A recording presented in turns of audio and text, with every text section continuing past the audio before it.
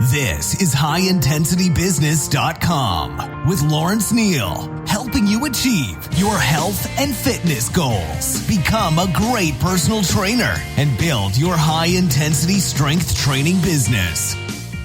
Lawrence Neal here, and welcome back to HighIntensityBusiness.com. Today's guest is Luke Carlson. Luke is the founder and CEO of Discover Strength, based in Minneapolis, Minnesota. Discover Strength's 5 personal training facilities are among the highest volume revenue training facilities in the country. Luke is a sought-after speaker to businesses and leaders in a variety of industries. Luke, welcome back to the show. My pleasure. Thank you for having me. Thank you for joining me. How are you doing? I'm doing great, Lawrence. We got a great Monday morning here in the U.S. and the Twin Cities where I am, and it's always an honor to get to chat with you. So, at the Resistance Exercise Conference earlier this year, there were some incredible presentations, and among those presentations was your one called "The Goose and the Golden Egg," which was a really tantalizing title. I remember talking about it with Hannah a few weeks in advance, and I was like, "Oh, what's that about? That sounds really interesting." And I really, really enjoyed the presentation and excited to go through some of that today, because I think it's enormously valuable to a lot of the listeners, a lot of the members in the membership, because, you know, I hear the challenges all the time around acquiring, retaining, developing trainers. And obviously, they're such a critical part of the business. So excited to dig into this with you and provide some strategies and tactics to those listening. So I guess just to set the scene, do you want to talk about what is exactly the goose and the golden egg firstly? Yeah, ultimately, the goose and the golden egg is the mindset that is, I think it's captured by Stephen Covey in the parable that he tells when he, in a nutshell, says there's 2 farmers and they find out that they have a goose. And this particular goose, of all the geese that they have on their farm, is actually laying golden eggs, 1 golden egg per day. And of course, these golden eggs are just wildly valuable. And so the farmers say, well, it sure would be great to have a heck of a lot more golden eggs. And the problem is, the bottleneck is that we have to wait each day. We have to wait 24 hours to receive another golden egg. So how do we expedite this process? So what they do in their fervor to get more golden eggs, they kill the goose and open up the goose, and thinking they're going to find multiple golden eggs. And of course, they find just 1 golden egg. And now they have killed their ability to produce more golden eggs. Now, this is the parable that articulates Covey's P and PC balance. So P is production, and the PC is production capacity. So you have to have a balance between actual production, which is the golden egg, and the production capacity, which is the goose. And you're not going to get any more golden eggs unless you take care of the goose. And so for us, the goose is the personal trainer, and the golden egg is great workouts, or you could say revenue. And they're really probably one and the same. And so for 13 years, I've always gone back to the fact that the center of the entire business has to be the goose. It has to be the personal trainer. So it's not me. It's not other managers. It's not leaders within the company. All of those are wildly important.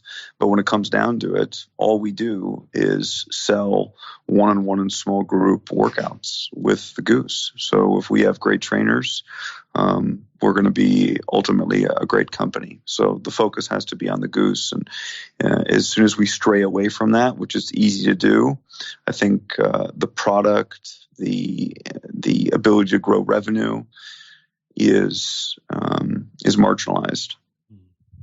Excellent way to start this one. And so what we're going to do now is obviously walk through the presentation. And for those listening, don't be worried if it's so strategically and tactically rich that you're thinking, I would need to take notes, because we are going to be adding a link to the slides to support this in the show notes as well, which will be over at highintensitybusiness.com/golden.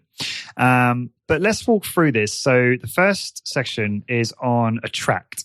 And the first point is website transparency. So what does this mean exactly? So, Lawrence, I'd love to answer that, but let me just make sure I make one more statement because I'm not sure if there's a time to circle back to it.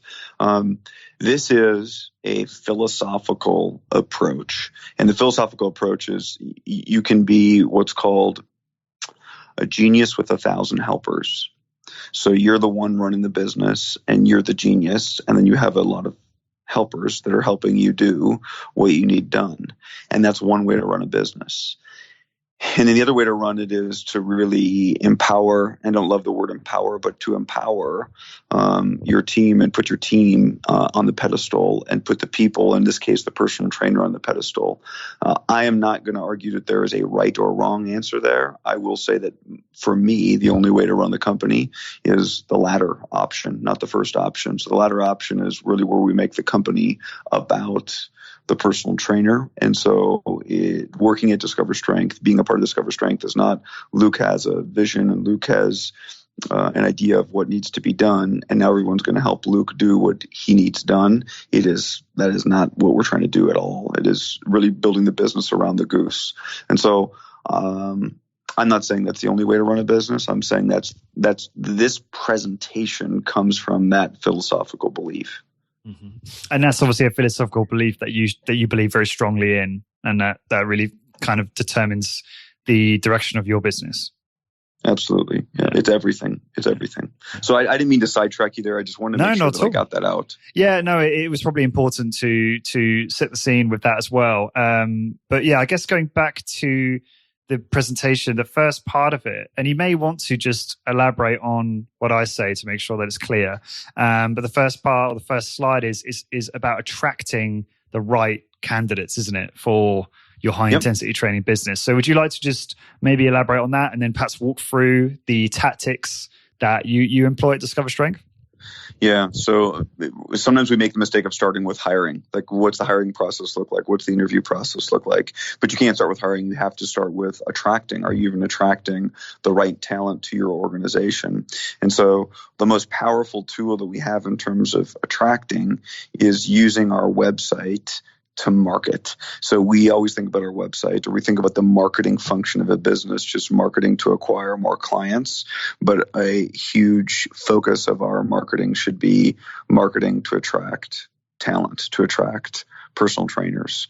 And so the key here is that we want transparency on the employment section of your website. So you should have a tab that says careers or employment. And then the tactic here, and this comes from just a brilliant speaker and author by the name of Marcus Sheridan.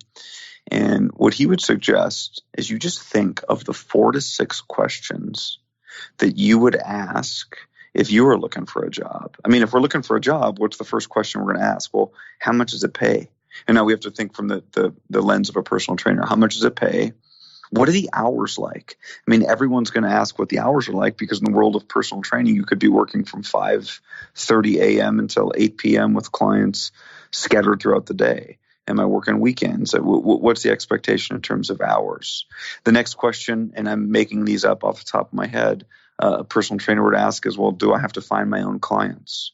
What's the expectation in terms of how much I'm selling, and is there a commission on how much I sell, or is there clients, provided for me? Is there any benefits? So you come up with the 4 to 6 questions that you would ask when you were looking for a personal training job that you think your ideal candidate would ask, and then provide those answers. So I'm not looking at our website right now. We did this a while ago, but if you go to our website in the employment section, we're going to provide the exact question and the answer to those 4 to 6 questions that we think every personal trainer is going to ask. Because people are doing research on you before they apply to work with you. They're looking at all these things. And we would do the same if we were investigating a job opportunity, a career opportunity. We would want to know all this information ahead of time. So we want to create this transparency ahead of time by having it all on the website. So I think that is the first and most powerful thing we can do. Now, related to that, we can have some great, video content and really sell the candidate on why they would want to work at Discover Strength. But that's separate from the transparency. The transparency piece is you're sharing the good and the bad and the ugly in answering those questions. Mm-hmm. And we still want to have more traditional marketing that's going to be a video that really tells a story about why someone would want to work at Discover Strength and what's unique about working at your facility, your studio, your gym. So we want to market in both of those ways. I would start with the answer to the 4 to 6 questions, though. Yeah, and that's excellent. And I will obviously link to where Discover Strength demonstrate that from the show notes. I guess maybe it's a given, but you've recently redone your website. It looks very professional. If I were a trainer or prospective trainer, and I went to a high intensity training business or personal training business website, I would lose confidence if that website looked really unprofessional. So I guess that's also equally important, right? To have a website that looks professional and sends that kind of message to the candidate. Lawrence, amen. There's so many people. I'm just thinking about our field, and I'm thinking about how many colleagues there are around the world that I respect immensely and I've looked up to and I've put on a pedestal for the better part of 20 years. And I say, this is the guy, or this woman has such an incredible reputation. And I know about their reputation. In some cases, I know them. But then maybe I go to their website and I see a different story. And I think, well, if I was going to refer someone to go work at that business, I can say positive things about that business or that particular leader, that particular business operator. But then they get to the website and I think, they're going to have a bad impression when they get to the website. So you are so right that the website is absolutely going to almost be a deterrent of having the right person want to pursue the employment opportunity. And not to digress too much, but I spoke to your sales and marketing vice president there, Hannah, about your website, and for an investment of a few $1,000s, maybe around $5,000 at the higher end, listeners to this, business owners can outsource a great new website. They don't have to learn how to build a website themselves. And, I think the majority of the studio owners listening to this have got the cash flow or the money to invest in that kind of thing. It's just so important for their business. Yeah, I agree. And of course, everything we talk about is going to go back to, well, what is the constraint in your business? What's the bottleneck in your business? And in almost all cases, it's, do I really have great trainers, and am I retaining great trainers? And so, well, you have to make the investment. You have to find a way to make the investment to attract the right people to the organization. Yeah, good point. And then the next part of this attract piece is one of the key tactics that's worked very well for your business, which is your SIP and WHIP processes, if you will. So would you like to elaborate on those? Yeah, so these are our SIP and WHIP, stands for Summer Intensive Internship Program, which we have going on right now, and Winter Intensive Internship Program. So we live in an area where there's a lot of colleges and universities. Many of them, or most of them, have exercise science degree programs. And the idea of the internship is to give people an experience where they're working with Discover Strength, and we are increasing their enthusiasm and excitement about Discover Strength during that process. So I got to give a few details here. I don't think internships in our world work. It can't be a classic internship where you're coming and you're hanging out. And I know people that I really respect that have a summer internship, and you come into work, 5 days out of the week, and you train some clients and you just kind of hang out. I think you can bore the intern by doing that. I think what we want to do is we want to give them a little taste of it. So for us, what we do is 6 weeks long. You come in for a classroom session once a week. So for us, it's Thursday nights. It's about 2.5 hours long. 1 hour of classroom, hour and a half of going out on the floor. We do it at night. So 7 o'clock at night, we start with classroom, and then we break those up into 6 different topics. So the first one would be like introduction to high intensity training. Second topic might be special populations. Third topic might be athletics or related strength training related to athletics, strength and conditioning related to sport and performance. So it's starts off with just the lecture portion. And who does that lecture? We just rotate it between our staff. So we have 2 staff, double team each lecture. Then they go out into the floor and they learn some technique. So first week is we're going to learn how to do a proper repetition. All right. So the basics of repetition, what it looks like to train your muscle failure, and that's it. And then everyone's going to do that on maybe 3, 4, 5, 6 exercises. Then the next week we move on to advanced overload techniques. We teach what a breakdown set is. We teach how to do an assisted rep, etc. We teach pre-exhaust, we teach post-exhaust, etc. Then the next week we're teaching something else. So each week we're just teaching one element. Now during the week, so that's just a 2.5 hour time commitment at night, once a week. During the week, that intern gets to come in and train one of our trainers one time, and they get trained by one of our trainers one time. So you're getting a full, just incredible high-intensity training workout once per week, which, man, you do a workout with us once per week, your interest in high-intensity training and Discover Strength is just going to grow, throughout the course of the internship program. And then you're getting to train somebody. And the reason we have them train our trainers is they can make mistakes in our trainers, and our trainers can give them feedback. We would never want them to train one of our clients. So we do not have our interns train our clients because it's just our opinion that degrades the brand. We're not going to have our trainers, our interns learn on the clients. Mm-hmm. And then at the end of the internship program, every intern does what we call a capstone presentation. We give them about 6 different topics they can choose from, everything from bodybuilding to ACL repair to, preparing a football team for their football season. What would the strength and conditioning program look like? So they're working through that over a number of weeks. They have a partner when they do that project, and they present that project on the last day of class. It's a short, concise presentation, and any of our staff are welcome to come to listen to it. I always come. We try to get our leaders and managers to come to listen to that presentation. We serve carrot cake because I like carrot cake, and then we have some beer and some alcohol there, so they can kind of celebrate at the end.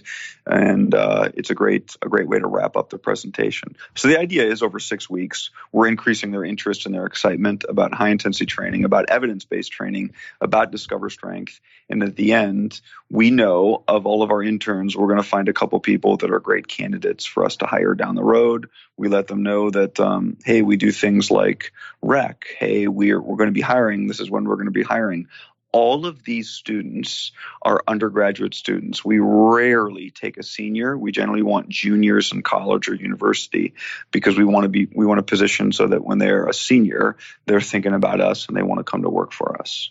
Do you know, I'm thinking about this. If I were a young lad, I would have absolutely jumped at that type of opportunity.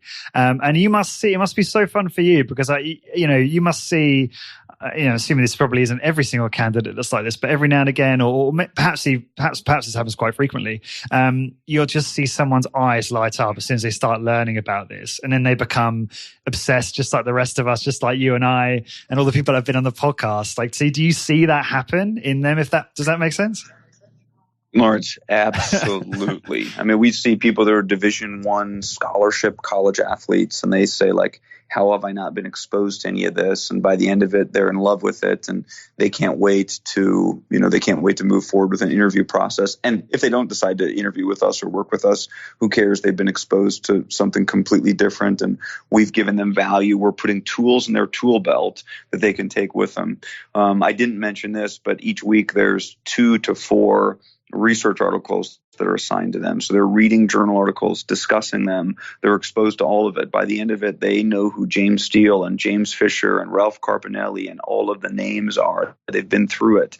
They read the book. If you like exercise, chances are you're doing it wrong. That's the one book that they read, and they discuss different sections of the book throughout the internship. So it's all about just giving them just enough to get excited, enough hands-on, enough discussion, enough learning to get excited. In the early days, like 12 years ago, we would bore the heck out of an intern because we just kind of had them hang out for a full summer, and they would train staff, and it was just a bad experience. And so if you're going to do an internship program, don't just do an internship program. Craft something that increases someone's excitement about the brand. If you don't have people that want to work with you when the internship program's over, you've done something wrong. And I have plenty of friends and colleagues who I think are just boring interns, and we fell into that category for a long time. So we're trying to make the internship program truly something that is exciting the candidate and attracting them and wanting them, or creating a situation where they want more. And how do you actually establish this with the colleges and universities? Like, how do you make it so that they promote it to the students? So how do you build that kind of awareness and build that connection? So I'll tell you what we've done historically, and then I'll tell you what we're about to start doing. We have, I don't know, for 8 years, we advertise on all of the local college and university job boards where you can, advertise internships and jobs and so forth. But then we try to have relationships with key faculty at all the colleges and universities. And so if we have if we have a faculty member at a college or university and they have a student that they find that's really interested in strength training, they will almost always refer that person to us and our internship program. And then what we try to do is every late spring, and then every winter, we try to get out to the colleges and universities and give a brief presentation in as many classes as they'll allow, just talking about the internship program. And sometimes it's broader than that. We'll say, hey, we're here for a visit. I have David Geschneidner from Discover Strength. He's going to speak for 15 minutes on 3 things. He's going to speak on employment opportunities, about the upcoming resistance exercise conference, and about the internship program. And so we're going to the school and we're in front of them. So I think that's really important. We've done that for a long time. What we're starting to do now is pick the key universities that we want relationships with and saying, hey, we're going to just financially support what you're doing. We're going to create a situation where we're donating money to your exercise science lab and buying you things that you need each year, and just to be a great partner with you because we want to support what you're doing and updating your facilities. I have a dream, Lawrence, of buying a full line of medics equipment and creating a strength training laboratory at my alma mater, the University of Minnesota.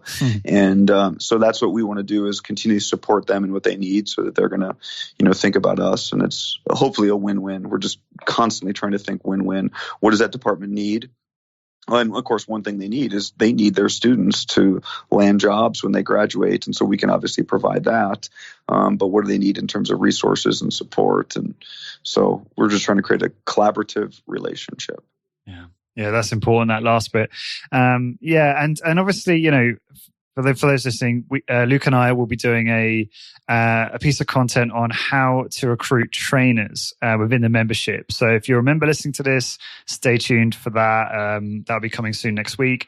And we will probably dig into more in the way of tactics to find trainers. I'll probably ask Luke questions around the type of copy they might use for the job board ad, for example, and other tactics that we haven't had time to necessarily talk about now, because you've got quite a lot of areas to get through in terms of the Goose and the Golden Egg presentation. So just wanted to make you aware of that. And if you're interested in joining the membership, it's highintensitybusiness.com/membership.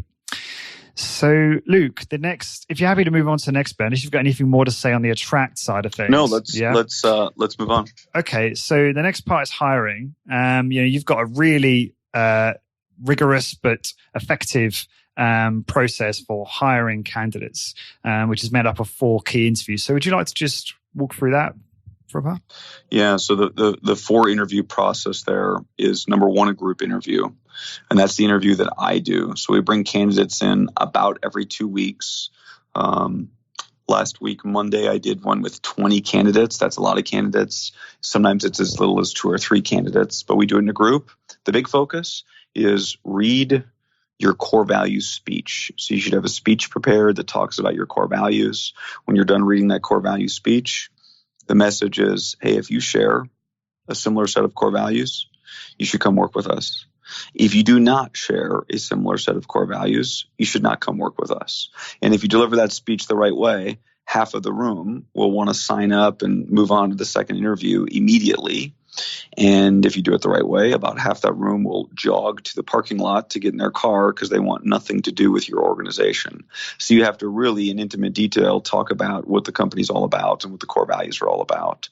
So I read the core values speech, and then the only other thing I do is talk about the core purpose and the niche of the company. So I say, hey, our core purpose is to lead the movement in evidence-based exercise. Here's what that means. If you're drawn into this, you should consider working with us. Number 2, our strategic niche is personalized strength training. All we're going to do is one-on-one and small group strength training. It's all we're going to do. It's all we're going to talk about. It's all we're going to think about. I mean, if you're not into strength training, we're not a good fit for you. If you're into exercise or just fitness in general, we're probably not a great fit for you. So it's core values, core purpose, why we exist, and the strategic niche, which is the sandbox that we play in. So we're going to share all that. Then if they're interested, they let us know within 48 hours. They move on to the second interview, which is just a video interview. So they create a YouTube video. I think right now it's 6 minutes long.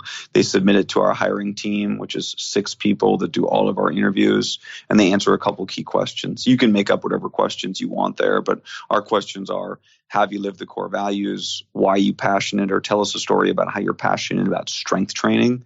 And the last question is, tell us how you're going to help us become the best customer service company in the world.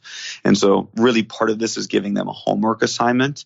If someone can't complete this, or the video is too long, or they do something incorrect, or it's just sloppy, you understand that while they can't handle this homework assignment, they probably are not going to have incredible attention to detail in all the work that they do. So interview number 1 is the group. Interview number 2 is they're just producing a video, shooting it off to you, and your team's looking through it. And then you can decide, who do we want to pass on? And we use Slack as internal communication in the company. It's like group chat, essentially. It's like almost a texting service that replaces email. And so that hiring team is just communicating via Slack.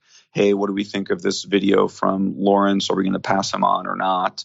And then we pass a certain percentage of those people on to the third interview. Third interview is your traditional interview, 1 hour of just grilling people and asking them questions with our hiring team. And we use a hiring team so that people really get good at interviewing. So all of our managers do not get to be a part of the hiring process, because most managers are not trained on how to actually interview. And so our hiring team is trained on how to interview, and they really go deep in the different master tactics of interviewing. And so that's about an hour long. And when you're done with that, you move on to interview number 4, which is the workout interview. And we've probably talked about that before, and you've had some other people on the show that are now doing a workout interview. You again schedule that with one member of our hiring team, and you come in to one of our studios and go through a high intensity training workout. And the idea there is we want to see you in the real world. So it kind of is about just beating somebody up and having them throw up. It's kind of about that. I mean, not completely, but it's about seeing somebody in the real world and seeing when they're waiting up in the lobby, how do they interact with other clients or staff or our front desk staff. And we find out, do they like the workout? Are they into the workout? It's their first exposure to our product. You got to be into the product if you're going to work at Discover Strength. So it's group interview, then a video submission, then a traditional interview with our hiring team, and then a workout interview, and then we'll make the hiring decision after that. Appreciate that. And I guess one last shameless plug. Obviously, Luke, you did a great hiring process Q&A where you got into the details of the interviews down to the questions, every single bit of criteria, the formats of the interviews within the membership. So again, people listening to this, if you're interested in accessing that and learning about Discover Strength's hiring process in depth, then please do consider joining the membership. So the next section is onboarding. So the first part is personal training bachelors for 2 weeks, which is, I guess, when a trainer first comes aboard, this is their first 2 weeks in the business.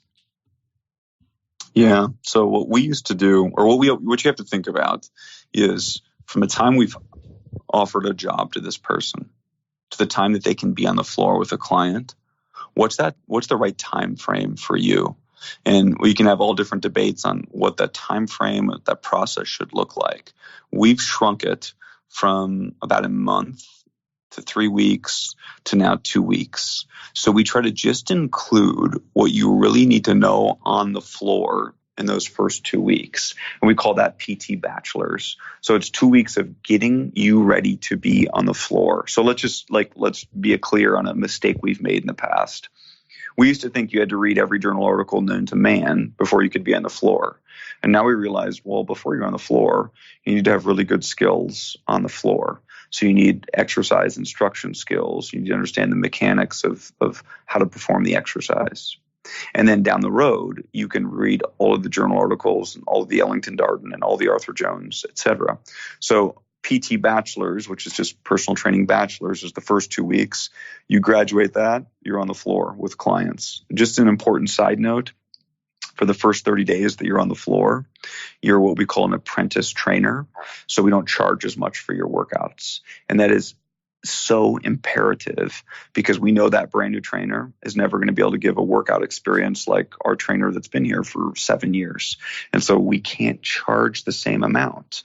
And our clients are fine learning or having the trainer learn during their workout as long as they're getting charged less. So all of our clients love to work with an apprentice trainer knowing the workout's not going to be the same because they're getting charged less. And then we reach out to that client and ask for their feedback on what the workout's like and how we can have the trainer improve. So step 1 is PT Bachelors, the first 2 weeks.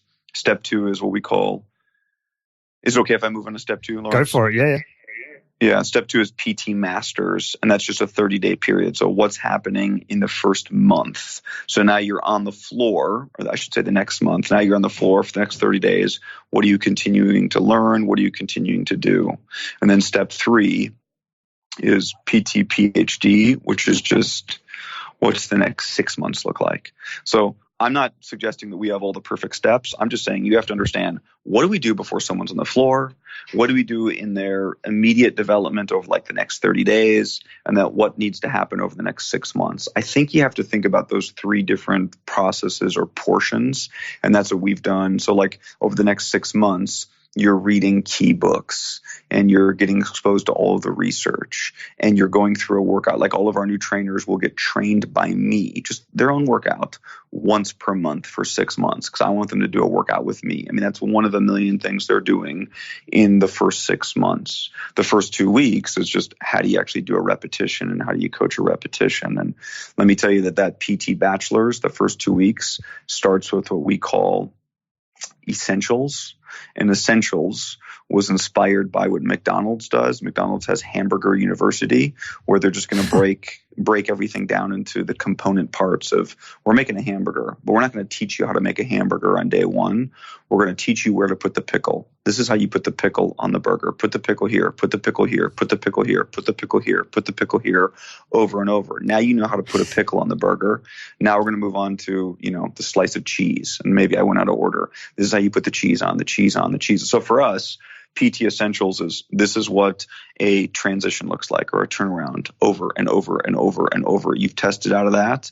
Here's what a pause in the contracted position looks like. You have to do it over and over and over and over and over. Okay, you have that. Here's what an appropriate eccentric looks like, over and over and over and over. So we pick all the elements of essentials. You just figure out how to put the pickle on the burger, and then you move on to something else. Then eventually you go a little bit more macro and learn how to train a client. But we want to make sure we're very clear on all those component parts. And so that's a part of PT Bachelors. I love that. And it makes me think whenever I go through like a McDonald's drive-through, which is very rare these days for obvious reasons, I'm sort of stuck in 2 minds. In one side, I just love their elegance and the efficiency of their business, right? Which I'm sure, as you said there, Lou, you appreciate as well. But at the same time, I'm like, I'm not sure if this is a good thing for the world in the type of food they produce. But hey, it's an interesting thing. So the next section, once they've been, I guess, trainers have been onboarded, they go through those steps. Well, actually, I guess this is all happening at the same time, really. These kind of next few steps we're going to be covering. The next section is compensation. So how, I guess, trainers are compensated. And it's my understanding that you are paying a percentage of revenue generated, aren't you? Yeah. So I think compensation is key. It's key, obviously, in any job. We care about compensation. It's one of the key things that attracts us to a job. And there's research to say that we're more likely to retain an employee, and they're more likely, to be happy in life if they're earning a decent living, but that tails off after a certain point. And so they don't need to make $1 million a year, but they need to be fairly compensated. So we compensate based on a percentage of the revenue generated, exactly like you said. And the simple reason for this is, let's just use easy math. I mean, I think this is pretty expensive, but let's use easy math. If you're charging $100 for a session, for a 30-minute session, you're going to pay your trainer a percentage of that. And I think that percentage, I'm throwing out numbers, is probably going to be somewhere between 30% up to just shy of 50%. If it's 50%, that's pretty darn high. But let's just say it's between 30 and 50%. And for me, we have people, move through a process where they're starting lower and ending up higher. So a more veteran trainer is receiving a much higher percentage. A more skilled trainer that's better at retaining clients receives a higher percentage. But let's say it's 30 to 50%. The beauty of it is, as you increase your prices, all right, your trainer gets a raise, but the business is always making the same percentage. If you ever decide to do a discount, all right, you are protected because you're paying a trainer just a percentage. If you say our sessions are $100 and we pay our trainer, $32 every time, well, what if you offer a discount of some kind? Then you're eroding your own margin. If you raise prices, then the trainer is not getting a piece of that. The trainer has to be excited about an increase, price increase. So this way, your gross margin is always maximized. It's always, first of all, it's always protected.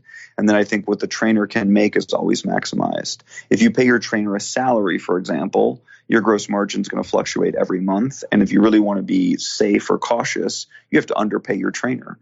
So with this situation, your trainer is always getting the maximum amount that they possibly can. They're always getting as much as your gross margin, the gross margin that you've deemed, what you need. It allows the trainer to make as much money as possible.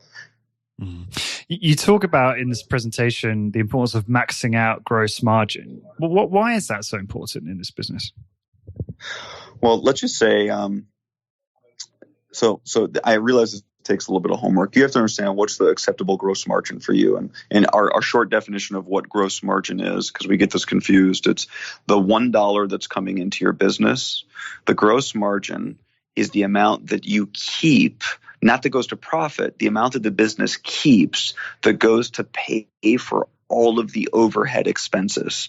So after you've paid the trainer, the gross margin is left over to pay for the rent of the facility and pay off the equipment costs and pay for your front desk staff if you have front desk staff, pay for your salary if you have a salary. So let's just say if your gross margin is 48%, that means you have 48 cents left over to pay for everything else. Well, guess what happens after you paid for everything else? After you paid for your salary and the studio costs and so forth and any marketing you're doing, well, the rest goes to the bottom line, goes to just pure profit. And so the more 48 cents, more dollars that come in, the more 48 cents as you have coming in over and over and over, eventually you're going to pay off all those fixed costs, and the rest just goes to the bottom line, which, by the way, there's a lesson in all that. The lesson is the way to become really profitable in this business is just to sell more, to have more personal training sessions. I'm going to tangent for 1 second, but there's so much talk in our industry, and there has been for eons, that, well, maybe you can't make that much money in this industry. Maybe the personal training model is not a highly profitable model, and that is not true. It's just an indication that business hasn't done enough revenue, hasn't done enough sessions. If you do more sessions, which is very doable in a small studio, my goodness, the profit can be just absolutely massive. So we have a sales problem. We don't have is the model a profitable model issue or problem? So when we know what that gross margin is, then you build everything around that. If you say we need a 50% gross margin, we need a 48% gross margin, we need a 60% gross margin, then you're going to say, okay, as long as we stick to this, we're going to pay the trainer everything else. And it's my opinion that we want to pay the trainer as much as possible, as long as that gross margin is retained. So we know what our gross margin needs to be. And I don't want to share it because I don't think there's one right gross margin. You just have to figure it out for you. We know what our gross margin is going to be, and we make sure that our trainer is always going to get paid every other penny outside of that gross margin. And I suppose it's fairly obvious, but am I right in thinking that, the importance of maxing out that gross margin is really just to build a stable business where, you're going to be able to continue to pay trainers, provide a service to your clients, continue to reinvest in, or maybe that's what the profit's for. Obviously new technology and new studios and expanding the business, paying for all the equipment and really optimizing the service to the customer. Is that why you deem it to be so important? I agree, but I would use just the word predictability. Right. So the reason you want to zero in on a gross margin is you want to have predictability. You want to understand this is what we can pay trainers. This is what we're always going to pay trainers. This is how much we have left over to pay for everything else. So there's only a few levers we can pull. I mean, we can reduce our overhead expenses, which we can have a studio that has less lease or rent cost per month. We can market less. We can. There's only so many levers that we can pull. But if we know what that gross margin is, man, we can plan and budget for everything else, and we can understand that if that gross margin is consistent and we just sell more and more sessions and more clients, this is what's going to happen to our profit. So I think it's all about predictability. I rather run a business with a worse gross margin that's consistent than a business that has a little bit higher gross margin that has wild fluctuations, because I just wouldn't know how to plan and predict and budget. How would other organizations have wild gross margins? I don't know. So you pay your trainer just $25 off of every session, right? But you're discounting sessions sometimes, and you have all different types of sessions at different price points. So depending on what that trainer does in that particular pay period, you may have paid that trainer a much higher percentage, and so your gross margin got worse. Where if you're paying the trainer just purely percentage, or if the trainer's on a salary, well, they just are expected to train a certain amount of sessions on that salary.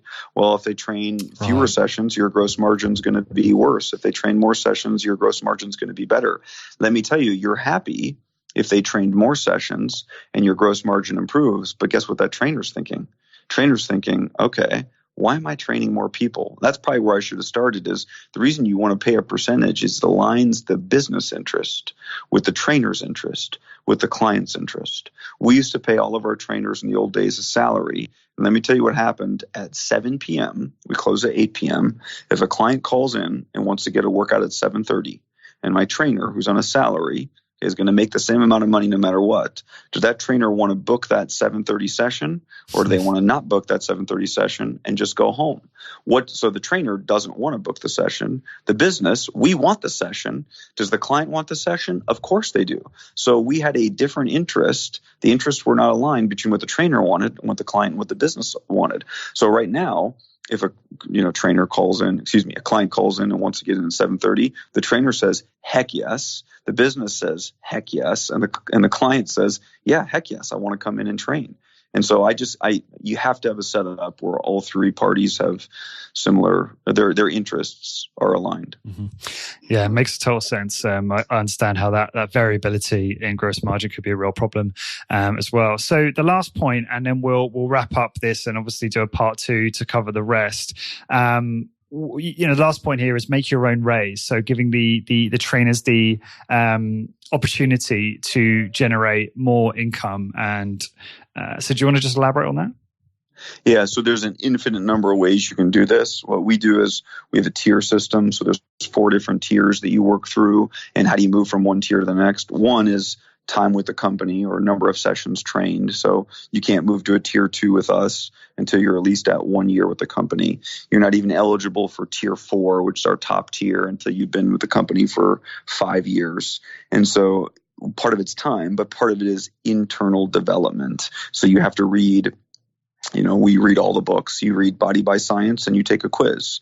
You read Body by Science question and answer, you take a quiz. You read Nautilus Bulletin 1, you take a quiz. All right. But then you have to get a certification. So once you get your HIT Uni certification, you're eligible for, tier 2. Once you get a American College of Sports Medicine cancer exercise trainer, you're eligible for, et cetera. So it's all of the internal education and time with the company that allows you to move to another tier. So could you stay at a tier 1 or tier 2 forever at Discover Strength? You could. We're going to try to nudge you and say, hey, you got to create your own future and create your own raises. And you move on from tier 1 to tier 2 to tier 3 to tier 4. Now, not to overcomplicate things, but within each tier, we have an A, B, and C level. And A, B, and C level is how much you get paid within that tier based on how good you are at retaining clients. And that's a whole nother layer. But if you're a really good trainer and you're a tier 1, you're going to get paid more than a, I guess, quote unquote, mediocre trainer that's a tier 1. If you're a tier 4, you're making more money than a tier 1 no matter what, but you could be a tier 4A trainer, which means not only have you gone through the whole process, but you are really good at retaining clients. You're going to get paid more. So we want excellence at every tier, but then we also want to go through the tier and continue to grow and develop ourselves. And so you are, Lawrence, creating your own raise, but you are also on a journey moving toward becoming a master of your craft and an expert educated trainer. Now, every one of your listeners is going to have a different idea of what that journey should look like. They'll read different books and attend different conferences and get different certifications and, be exposed to different educational opportunities. These are just the ones that we picked. And some of them for us are exercise. Some of them are business related. So we have people read, particular business books or customer service books as they walk through that process. Awesome. And we will certainly do a part 2 to complete this and cover all of the rest. Just on what Luke said there in terms of the development plan for his staff, there's a great pyramid table in the slideshow. So please check that out. Luke, best way for people to find out more about you? So they can always go to our website, discoverstrength.com. They can shoot me an email at any time if they have a question, luke@discoverstrength.com. Cool. And do you want to talk about, I believe you have the Real Hit Experience coming up as well? Is that correct? Yeah, we have a Real Hit Experience coming up in August. So we do this 3 times a year. It's just 2 days of going really deep on growing the personal training business and then getting connected with some of the history of high intensity training. And so ultimately, when I think about the Real Hit, what is it? It's 2 days where you're going to leave the course feeling like an expert in running a personal training business. So that's the transformation that we want you to go through. Wherever you are when you walk into it, after 2 days, you're going to say, I have now graduated from the Real Hit Experience. I'm an expert in knowing how to run the personal training business. That's great. Awesome. And that's over at therealhit.com. We'll link to that in the show notes. And then also, obviously, you've got the Resistance Exercise Conference. That'll be March 2020. Is that correct? Yes, sir. Yeah. And that's over at resistanceexerciseconference.com. So I encourage the listeners to, I don't know why I said listeners, I should just say you because everyone's listening, to check out, to go there. Is there like an early bird rate at the moment available for people? Yeah, we still have an early bird rate going on. And Lawrence, you've done it. I thank you so much for mentioning the conference and the podcast. What the conference is and has become is it's the gathering place of high intensity training practitioners or evidence-based training practitioners. And it is I would say 60% learning. You can change the percentage if you want. 40% collegiality and connecting and sharing stories and fun. And it's if you haven't experienced it, put it on your calendar. We'd love to meet you and spend time with you and get connected. And my favorite thing that all of your listeners say, because my staff feels this way, is the highlight is not even the speakers, and we have incredible speakers. It's connecting with other attendees. I mean, like frankly, Fred Hahn made a bigger impression on people this year than I think any of our keynotes, and just based on his physique. And so it's a lot of fun. It's my favorite 2 days of the year for sure. Yeah, absolutely. And I promote it so much because I love it. And I recently did an episode with Tom Toombs and Craig Huber all about Rec 2019. So if you're listening to this and you're intrigued to learn more, then you might want to listen to that episode as well. And I'll link to it in the show notes. And to find the blog post for this episode, please go to highintensitybusiness.com/golden. And for all episodes, please go to highintensitybusiness.com/podcast. And until next time, thank you very much for listening.